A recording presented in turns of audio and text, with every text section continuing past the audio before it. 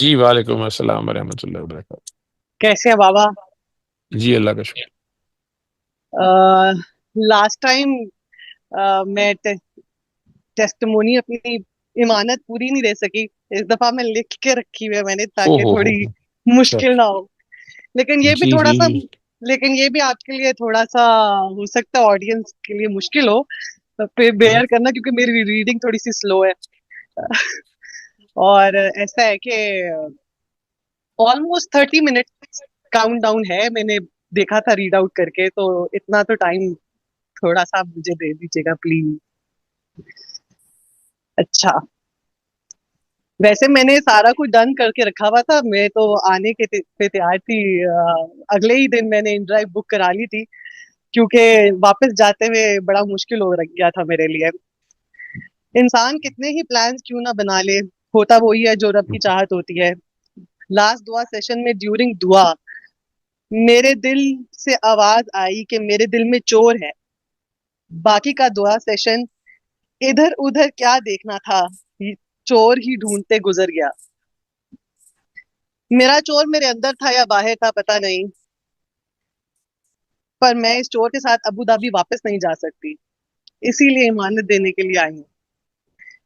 यूं तो दुआ रूम में सभी प्यारे हैं, सभी लोग बहुत प्यारे हैं, पर दो लोग मेरी इंस्पिरेशन रहे। एक महक अली और दूसरे असफर भाई। महक को थोड़ा थोड़ा ताड़ा लास्ट टाइम, वो भी कनखियों से मुझे देख के मुस्कुराती रही। बस यही ताड़ा कि आपके रंग में बड़ी प्यारी लगती है। और इसलिए भी ताड़ा क्योंकि जब उसने टेस्टिमोनी दी थी तो अपनी डायरी आपको दिखाई थी, तो मेरे दिल में एक आरजू हुई थी कि मेरा कुल प्यार जो है वो बाबा कभी अपने हाथों से वर्क वर्क बस देख लेंगे तो मेरा रांझा राजी हो जाएगा।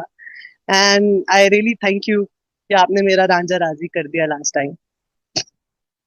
और असफर भाई की पॉकेट में आपने मुझे खुद ही डाल दिया कि जाओ काकी, उसे बाबा मानो, वो सिखाएगा तुम्हें बैलेंस। मैं अगर कहूँ कि ये सैयद असफर हसन शाह जी का मैं अगर कहूँ कि मैं सैयद असफर हसन शाह जी का अक्स हूँ, तो ये गलत ना होगा। मेरी पहचान यही है कि मेरी जिंदगी का सफर, मेरे पाँव के छाले, मेरा गम, उनका गम एक जैसा है। थेरेपी की थेरेपी की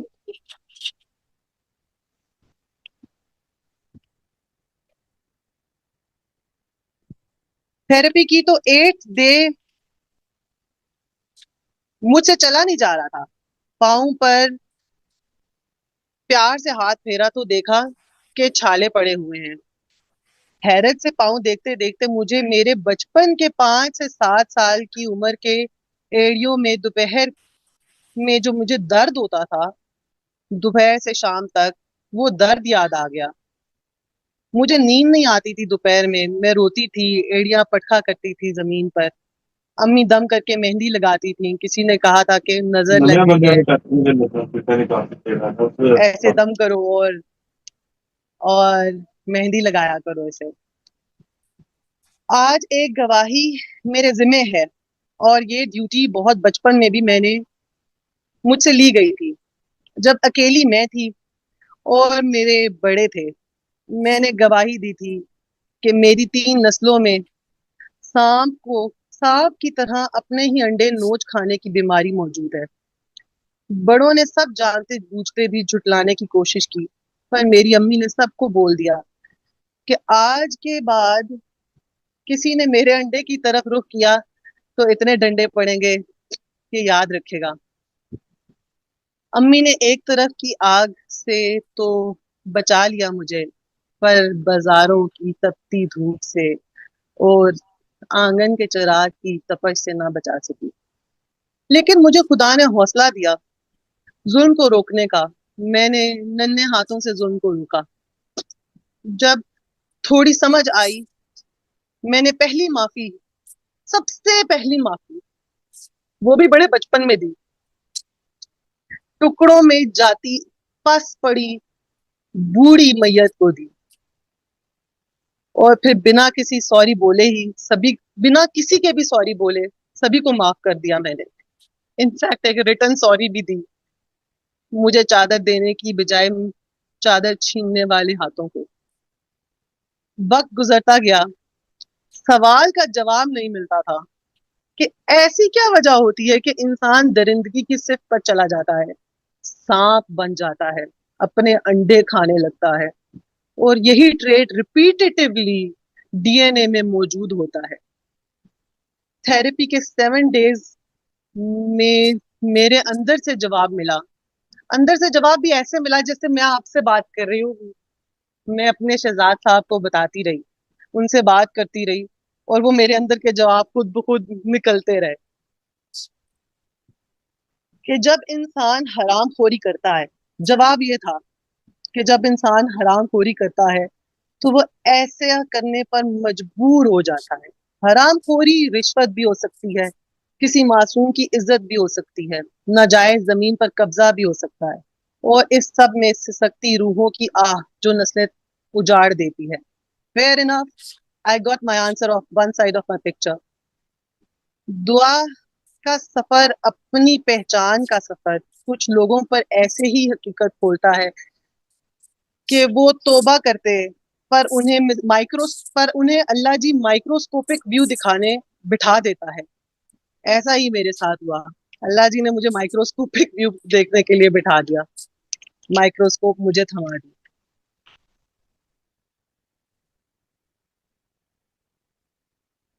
मैंने दुआ करवाना शुरू की। दुआ तो जब मुझे मैसेज मिला तो तभी मैंने बताना शुरू कर दिया था मैसेज, लेकिन जब खुद की तो फिर करवाना शुरू कर दी। तो मैंने अपने मुजरिमों को भी दुआ करवा दी। एक तो छोटा सा सांप जो मेरे अंडे तक पहुंच गया, मतलब 4th जनरेशन। फिर मुझे दवाले क्यों ना पड़े, मैंने दुआ करवाई ये सोचते कि अल्लाह जी मैं ना आज चिप इंस्टॉल कर रही हूँ, अल्लाह हो सकता है वक्त आने पर उसे एक्टिवेट कर दे, कोई बच जाए। और फिर एक पेशेंट ऐसा भी हाथ लगा कि बचपन के उस जमाने से लेकर उम्र के 40 से अबव साल तक वो अपने ख्याल की जेल में कैद था। रोज मरता रोज जीता, पर सुकून ना था। ना नमाज, ना इबादत, ना माफिया, कुछ काम ना आ रही थी। अपने ही ख्वाब में मुझसे मैच डाले, मुझे नोचते, गुजरी जिंदगी।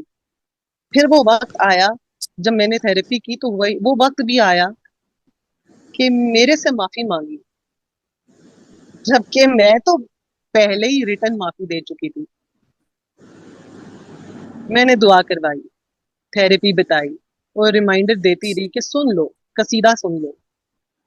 जब मुझे समझ आई कि नहीं, कसीदा इसका हल है। खुद को माफ करो, मेरी तरफ से तो माफी है, सबूत आपके पास बहुत बचपन का है, पर 2 सालों में 7 दिन की फुर्सत ना निकाल पाए।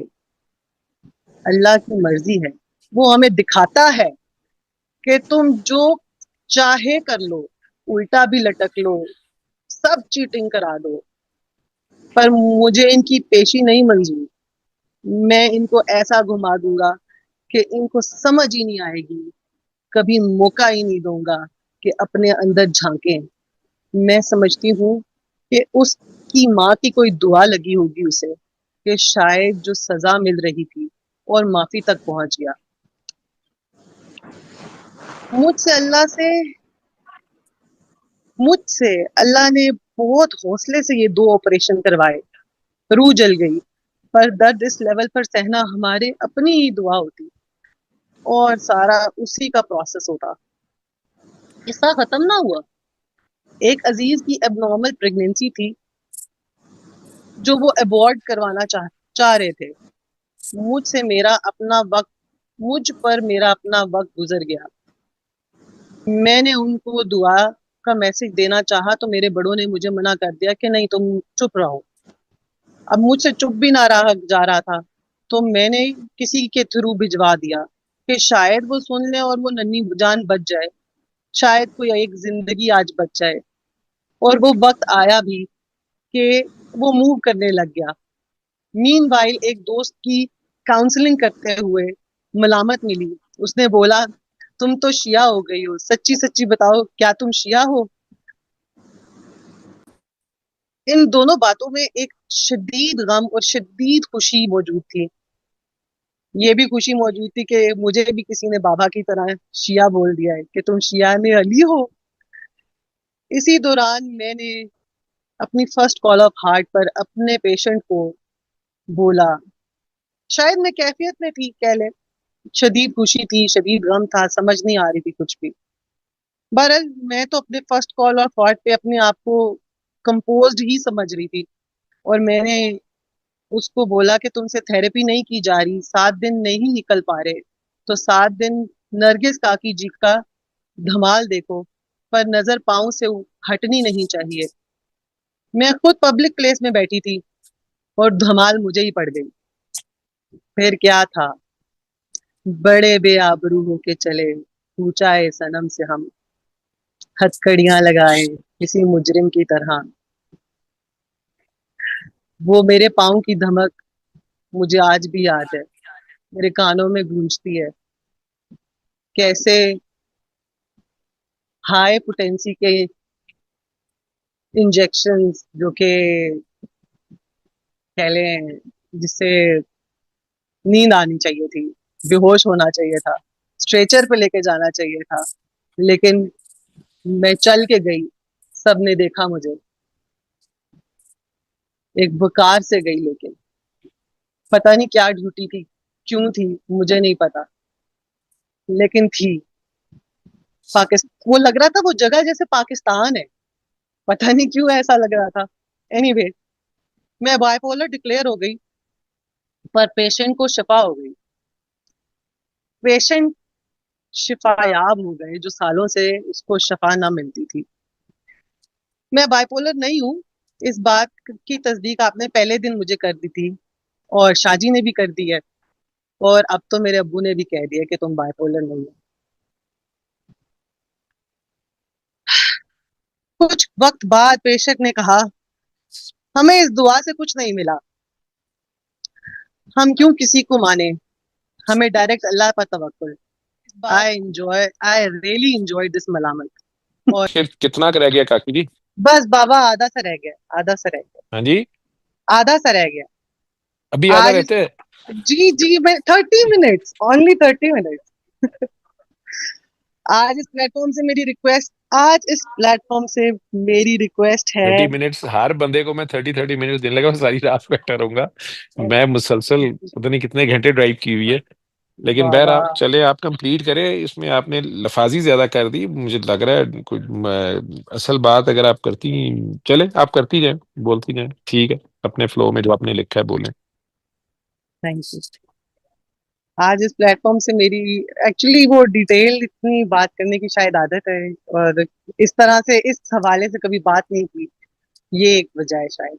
आज इस प्लेटफॉर्म से मेरी एक रिक्वेस्ट है कि मेरी तरह की हजारों काकियों से, कि जो बाबा को कहती हैं कि कैसे माफ कर दें, तो बाबा चुप कर जाते हैं, अक्सर कहते हैं कि मैं चुप कर जाता हूँ। शायद वो सही है अपनी जगह, कि वो माफ कैसे करें। और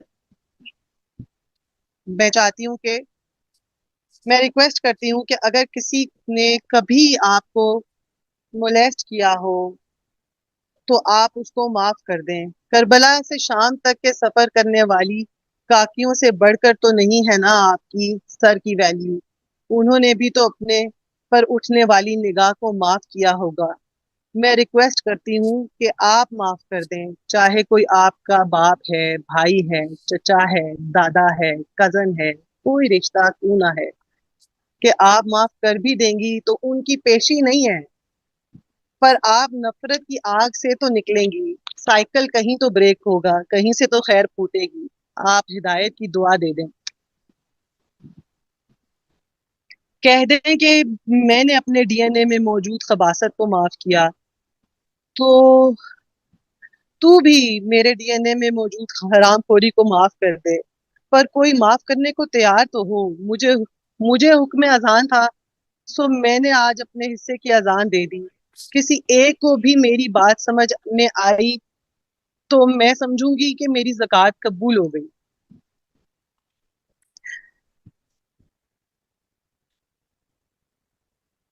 सूर्य रहमान थेरेपी से मुझे क्या मिला? इंस्टेंट दुनियावी फायदे।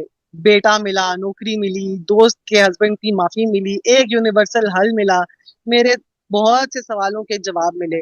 रूहानी फायदा, रीयूनियन विद मुर्शिद, लोगों को देखने का एंगल बदल गया, सबके सबसे ही प्यार हो गया। हर माँ में अपनी माँ नजर आने लगी, और बाबा में तो कुछ ज्यादा ही। हर बुरे में अपनी बुराई नजर आने लगी। थेरेपी के बाद 2 मंथ रोते गुजरे। आपसे बात हुई तो आपने माए नहीं माए और अपना नाम पढ़ने को दिया, तो आंसू रुक गए। और याद आया कि ये सब तो मेरी अपनी ही 3 दुआएं हैं। मेरी पहली दुआ जो थी वो ये थी कि मैं माँ बन जाऊं। 5 साल की उम्र, 7 साल की उम्र में, जब मुझे ये प्रोसेस भी नहीं पता था, मुझे माँ सिर्फ इसलिए बनना था कि अपनी अम्मी, मेरी अम्मी जो मुझसे प्यार करती थी, वो इतना अनलिमिटेड और इतना इनफाइनाइट फील होता था मुझे। तो मैं अल्लाह से कहती थी कि 70 माओं से ज्यादा प्यार करता है, वो कितना प्यार करता होगा। I just wanted to feel 1/70th part of your love Allah ji. मैंने बचपन में ही अपनी अम्मी में काकी ताड़ी। इसमें मेरा कोई कमाल नहीं है, पता नहीं अल्लाह ने ही दिल में डाल दिया था। दूसरी दुआ ये थी कि मैं मदीना जाऊं।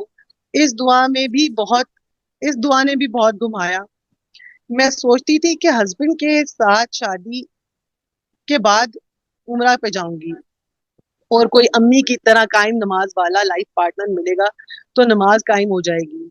तो दर्द सहना तो तय था। और एंड पर शादी से पहले ही अम्मी अब्बू के साथ हज पर भेजकर अल्लाह जी ने कहा, तुम मेरे सिवा किसी को क्यों कहती थी कि मुझे हज पे लेके जाओ, उम्रा पे लेके जाओ? अब बताओ, है कोई मेरे सिवा तेरा जो तुझे लेकर जाए मदीने? अब भी नमाज कायम नहीं हो पाती, और जब हो जाती तो धमाल पड़ जाती। और एक आखिरी और तीसरी ख्वाहिश भी थी।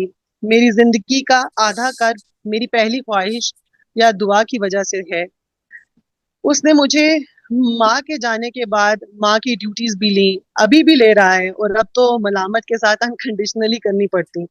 अपनी नानी का भी दर्द मेरे सीने में है, पाकिस्तान का भी, गजा का भी, यूनिवर्स का भी, यहाँ तक के अल्लाह का भी दर्द फील होता है कि वो अपने अंदर का वेट कि वो अपने बंदे का वेट करते करते थकता तो होगा, ना भी थकता होगा तो कितना प्यार में पागल है कि इंतजार करी जा रहा, करी जा रहा, करी ही चला जा रहा, और थकता नहीं कि कभी तो बंदा मेरी तरफ लौट कर आएगा।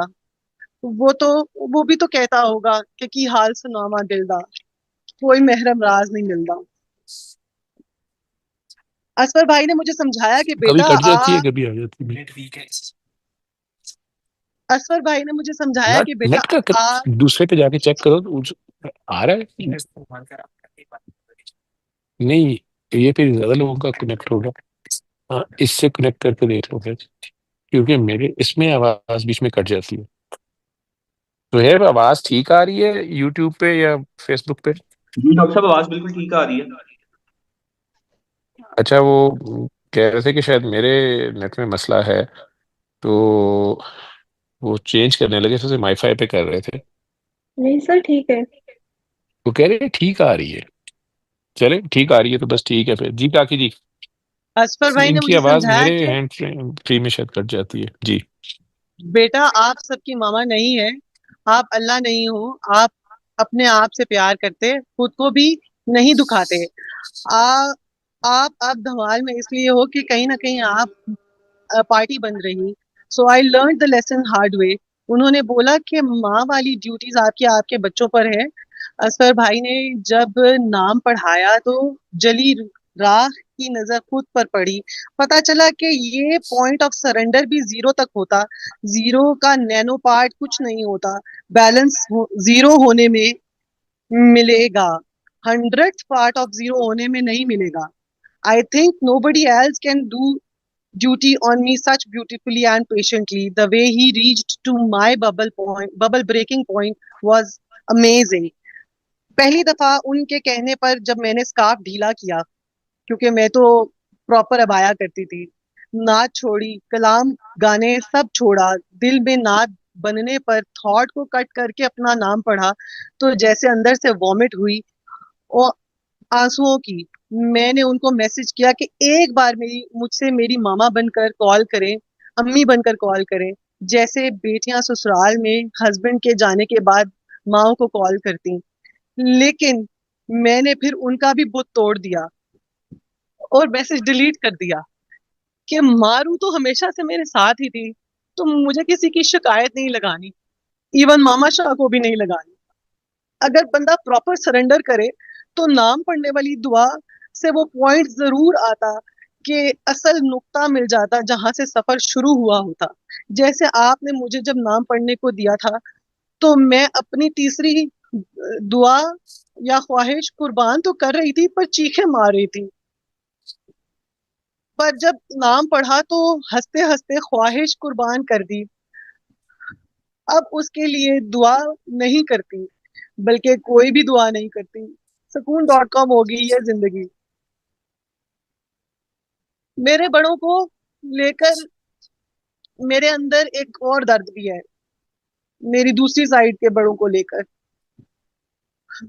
एक अंदर दर्द था, सवाल था कि आखिर ऐसा क्या होता है कि हंसते हंसते मिलने वाले बहन भाई एक दूसरे की शक्ल देखने के रवादार नहीं रहते, जबकि वालदैन ने इतनी अच्छी एग्जाम्पल सेट करके दुनिया से गए हो कि वो एग्जाम्पल भी उनको नजर नहीं आती। थेरेपी के 7 डेज के दौरान मुझे जवाब मिला कि जब शादियां होती तो हम अपने स्पाउसेस को ये लिवरेज देते कि वो हमारी फैमिली के ऐब जोइयां करे हमसे। मसला सुनना और एड्रेस करना इज समथिंग एल्स, लेकिन हम ख्याल बहन भाइयों के घरों में जाके टेबल टॉक्स करते और गीबतें करते और आहिस्ता आहिस्ता स्लो पॉइजनिंग के थ्रू हमारे अपने बहन भाई हम अपने हाथों से मार देते। गीबत से नफरत, हसद, कीना परवान चढ़ता और सगा बहन भाई एक दूसरे के लिए मुर्दा हो जाता। मैंने शुरू से में जिक्र किया था कि लास्ट दुआ सेशन में जब मैं दुआ सेशन में बैठी हुई थी तो मेरे दिल से दुआ निकली थी, आवाज आई थी कि मेरे दिल में चोर है। ये मुझे दुआ सेशन में मेरे दिल ने बोला था। मैं ये मैंने ये तो बता दिया कि अम्मी को पीर साहब के कदमों में लड़कियां बैठी देखी तो घर आके अम्मी ने बैत तोड़ दी और क्योंकि खिलाफ शरीयत देखा। लेकिन 3 साल पहले मुझे धमाल पड़ी और आस्थाने पर जाने से पाबंदी जो लगी थी उस टाइम मुझसे क्या गलती हुई ये मैंने नहीं बताया। बेसिकली मैंने सोचा धमाल की कैफियत की बात है, ये क्या बता के करना। बेसिकली धमाल पड़ी तो मुझे लगा कि ये सूफी साहब ने मुझ पे कोई मैजिक किया है जो मुझे ये धमाल पड़ गई है, क्योंकि पहली दफा वो एक्सपीरियंस था मेरा। या एटलीस्ट वो पीर थे तो मुझे इसमें से निकाल लेते, जिसके लिए मैंने उन्हें माफ नहीं करती थी। लेकिन उससे ज्यादा मैं खुद को माफ नहीं करती थी, ना कभी कर पाई कभी। कि बेशक धमाल की कैफियत में ही सही मैंने उनको प्रपोज कर दिया था। ये हफ्ता मुझ पर बहुत मुश्किल गुजरा, हर रात मुश्किल गुजरी, बड़ी मुश्किल से सैटरडे तक वेट किया कि दिल में तो एक ही जगह थी, ये चोर कहाँ से बीच में आ गया और इसको मैं अबू धाबी कैसे लेके जाऊं अपने साथ। बस अब एक आखिरी चैप्टर है, दुनिया किसी के प्यार में जन्नत से कम नहीं। और थेरेपी के बाद मेरा घर जन्नत यही तस्लीम करके बना कि सारी गलती मेरी है, मैं खुद प्यार बनी और सब बदलता गया। मैंने थेरेपी के बाद एक गुनाह से तौबा की जिसके बारे में हमारे उलमा हजरात की मशकूक राय है, पर मुझे शिफा मिली, मेरे अंदर से शक की बीमारी चली गई। जब जिंदगी को नेचुरल पैटर्न्स पर लाया, फॉल और फेल के तजाद को खत्म किया तो ऑटोमेटिकली जिंदगी गुलजार हो गई। इनफैक्ट जो दुआएं मैंने जन्नत के लिए कह रखी थी अल्लाह से कि अल्लाह जी दुनिया में ये सब बर्दाश्त कर रही तो आखिरत में अगर मुझे तूने जन्नत में भेजा तो ये सिचुएशन ऐसे ऐसे सेट कर देना मेरे लिए, तो अभी का मैं सब सह रही हूँ तेरी खातिर। तो क्यों ना मैं तो फिर अल्लाह ने वो मेरी 11 सालों के इंतजार भी खत्म कर दिए मेरे लिए। तो क्यों ना मैं कहूँ कि शायद क़यामत आकर गुजर चुकी है और हम जन्नत में बैठे बस उस हसीन हुस्न को ताड़ रहे हैं। सबसे मुश्किल माफ करना अपने बाद शिमर को था, शिमर को माफ करना था। आपने बहुत प्यार से 2024 में लास्ट रमजान में माफ करवा दिया मेरे से शिमर को। और सबसे मुश्किल बेनिफिट ऑफ डाउट भी खुद ही को देना था। जब लास्ट ईयर यहाँ से दुआ सेशन में ना आ सकी आपकी इजाजत के बावजूद, तो लगा मुझसे कोई गलती हो गई है। स्पेशली मेरी HSV2 पॉजिटिव रिपोर्ट और पेन इस बात की तस्दीक थी। अकल ने एक बार फिर बड़ा फंसा दिया, शदीद फंसा दिया। HSV2 इटसेल्फ इतना स्टिग्मेटिक था कि अल्लाह जी से पूछने पर मजबूर हो गई कि बताइए अब आके क्यों, जबकि हम तौबा पर कायम हैं। मुझे अपने हस्बैंड को इंटेरोगेट नहीं करना, मुझे उस पर शक नहीं करना, मुझे वो हर हाल में बहुत प्यारे। मैंने तो कभी उनकी अम्मी को उनसे उनको कभी उनकी अम्मी से डिस्कस नहीं किया, तो दोस्तों से डिस्कस करना तो दूर की बात है। मेरे पास तो बाबा को कॉल करके उनसे ये बात करने के भी लफ्ज नहीं रहे, और मैंने उसके बाद आपसे कॉल पे बात भी नहीं की। मेरी बेटी जो उनसे बहुत अटैच है, मैं गूगल पे हॉस्पिटल में पढ़ती जा रही थी कि ये क्या चीज है HSV2, तो उसको बुखार चढ़ता जा रहा था और वो शदीद तपने लगी बुखार से। I gave benefit of doubt to my husband and forgive him right at the moment. Hospital से घर आते मेरी बेटी बुखार उतर गया। मैंने सोच रखा था कि जब माफ कर दिया तो उनसे सवाल नहीं करूंगी, पर कुछ दिनों बाद अकल ने बहुत तंग किया तो उनसे पूछ बैठी कि बताइए कोई हराम रिस्क तो नहीं ले आए थे, या कुछ भी जो कहेंगे मान लूंगी। और मैंने उनकी ना को मान लिया। फिर बहुत तलाश करने के बाद एक ऑटो इम्यून डिजीज वाली वीडियो दिल को लगी। आई थॉट मेरे अंदर शायद कहीं किसी कोने में अपनी दादी अम्मी को लेके नफरत मौजूद है। ऑल्दो कोई कनेक्शन नहीं है इस बात का डिजीज से, बस एक ख्वाब था जिसमें सेम ब्लिस्टर्स उनके फेस पर थे। उनसे दोस्ती कर ली, दादी अम्मी के पास आई, उनसे बहुत प्यार किया और उनको आपका सलाम दिया और उनसे मैंने दोस्ती कर ली। अब भी हमेशा जब भी जाती हूँ आती हूँ तो उनसे 2-3 बार जरूर मिलती हूँ। अब बची मैं, तो लगा बाबा ने एक बार दरूद शरीफ पढ़ अलाउ किया था कि तुम एक बार दरूद शरीफ पढ़ना, पर उसके साथ एक कंडीशन थी। मुझे लगा मुझसे उनकी कंडीशन ब्रेक हो गई है। साल पूरा खुद को माफ नहीं किया। किसी को बताती तो क्या बताती, वर्ड्स ही नहीं थे मेरे पास। असफर भाई के बारहा कहने पर कि बाबा आपसे नाराज नहीं है, मेरा दिल नहीं मानता था। बस फिर सिर्फ एक बात ने अकल से मेरी जान छुड़वाई कि अगर बाबा को HIV पॉजिटिव हो सकता है तो मुझे भी HSV2 पॉजिटिव हो सकता है। खुद को बेनिफिट ऑफ डाउट दिया कि मैंने कंडीशन ब्रेक नहीं की। और अजीब बात है कि उसके बाद फिर कभी ब्लिस्टर्स अपीयर नहीं हुए।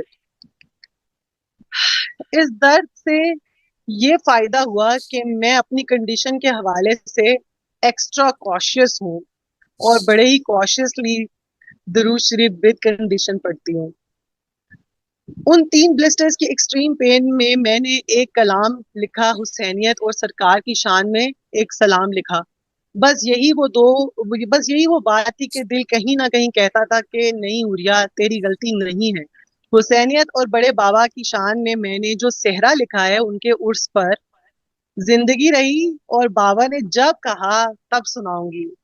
Thank you so much, dear Baba, for your extreme patience and love and giving me such crystal clear, extremely beautiful, and the most loving Allah, Ali Haq.